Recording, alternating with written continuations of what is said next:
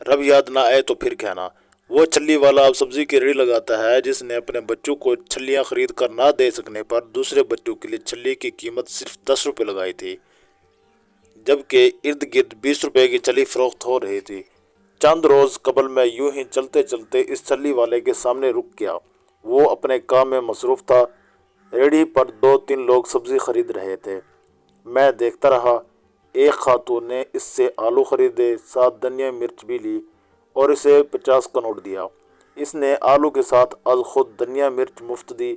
वो आलू उठाकर पहले यूं देखता जैसे इसका एक्सरे कर रहा हो, गाहक की नज़र से सब्जी को देखता, दुकानदार के माशी मफादात के खिलाफ जाता, लेकिन वो हर आलू का बगौर मुआयना करने के बाद इसे शॉपिंग बैग में डालता जा रहा था।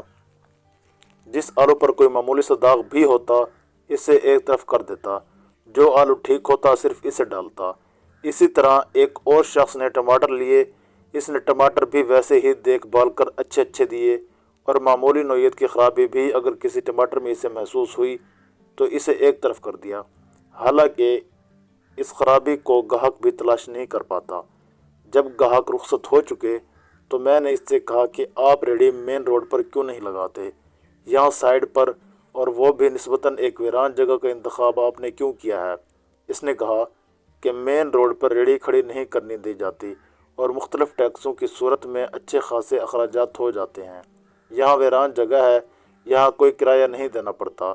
अगर किसी दुकान के सामने लगाऊं तो फिर किराया अलग से देना पड़ेगा। यहाँ खड़ा हूँ, बस अल्लाह से हलाल रिस्क मांगता हूँ ताकि बच्चों के पेट को हराम लुक़मे से बचा सकूँ। मैंने अगला सवाल किया कि आपका इस रेडी के अलावा भी कोई ज़रिया आमदन है। इसने कहा, सुबह मंडी में काम करता हूँ, गाड़ियों से सब्ज़ी वगैरह उतारता हूँ।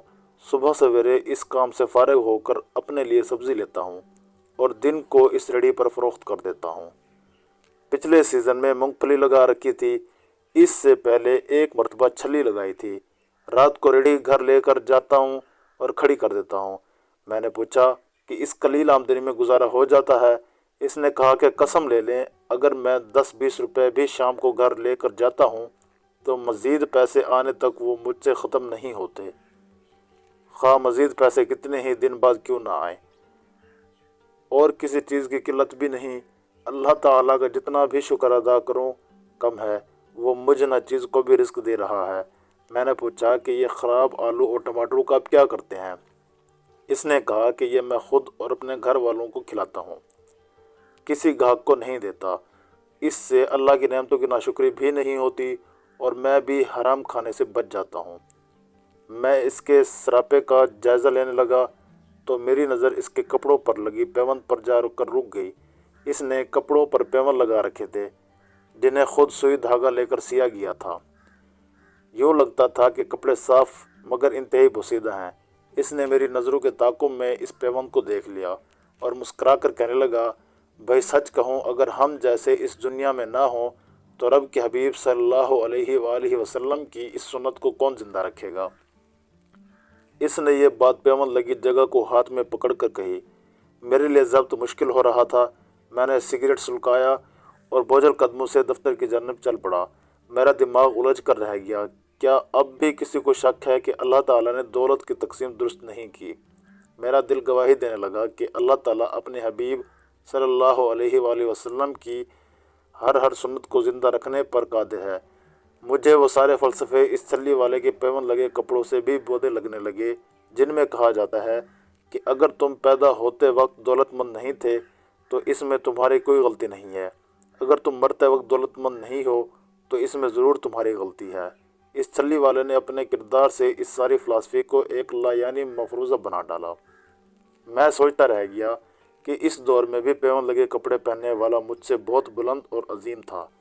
इसके कपड़ों के पेवंद इसके लिए नहीं बल्कि मुझे अपने लिए आजमाइश लग रहे थे।